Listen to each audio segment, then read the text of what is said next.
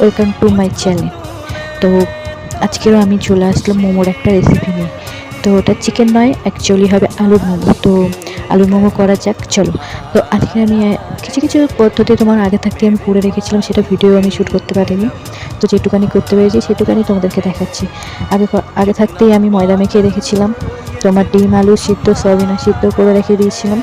তো এখানে তোমার একটা আদা চাচনি দিয়ে তোমার ডিমটাকে ছলে নিতে হবে, আলুটাকেও সেমটিভাবে তখন ছলে নিয়ে তারপর পেঁয়াজ কুচি, একটু শুকনো লঙ্কা, যে যেরকম ঝাল খেতে চাও, আমি একটু কাঁচা লঙ্কাও দিয়েছি। তার মধ্যে একটু জিরে গুঁড়ো, ধনে গুঁড়ো, কালো জিরে আছে, একটু রসুন দিয়ে ভালো করে গ্রেট করে রেখেছিলাম। তো ওইগুলো সব একসাথে করে ভালো করে মিশিয়ে তো ছোট্ট মতো একটা লেচি করে রেখে তোমার যেমন লুচির শেপ করো, মানে মোমোর যেরকম শেপ হয় ঠিক সেমনিভাবে শেপটা হবে।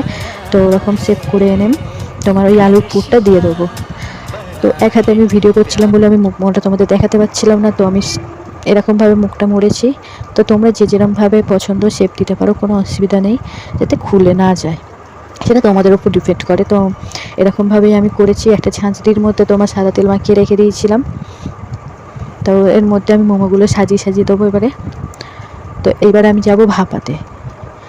তো এদিকে জল গরম হচ্ছে,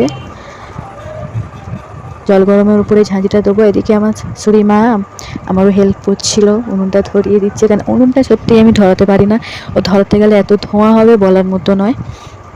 তাই আমি ভিডিও করছিলাম, মা বলে আমি করে দিচ্ছি, তুমি কি করছো করো। তো ঠিক হয়ে হয়ে এসেই গেছে। তো এবার এটাকে নামাবো। তো মোমোটা ঠিক ভালোই এসেছিলো। তো দাঁড়াও তোমাদেরকে নাবিয়ে এটা দেখাই।